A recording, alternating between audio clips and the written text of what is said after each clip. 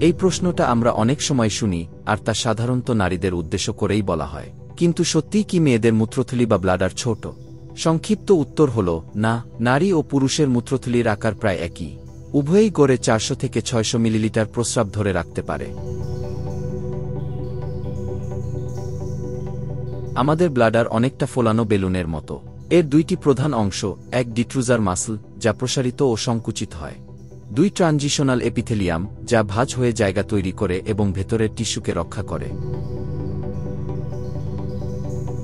তাহলে পার্থক্য কোথায়? পার্থক্য হল অবস্থান ও পরিবেশে।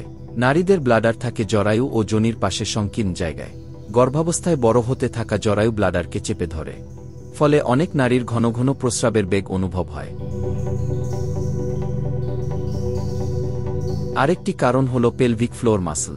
প্রসব, বয়স বা হরমোন পরিবর্তনে এই পেশি দুর্বল হলে ব্লাডারের নিয়ন্ত্রণ ক্ষমতা কমে যায়।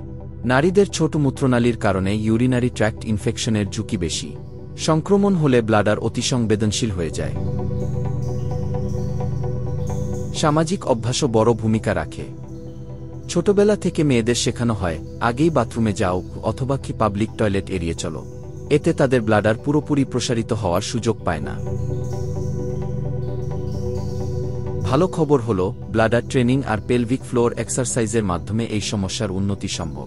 ধীরে ধীরে বাথরুমে যাওয়ার সময়ের ব্যবধান বাড়ালে মস্তিষ্ক ও ব্লাডারের যোগাযোগ স্বাভাবিক হয়। যখন কেউ ঘন ঘন টয়লেটে যেতে চায়, সেটি কোনো ইচ্ছাশক্তির দুর্বলতা নয়, কিংবা ছোট ব্লাডারের কারণও নয়। এটি শরীরের গঠন, হরমোন আর সামাজিক অভ্যাসের বিষয়।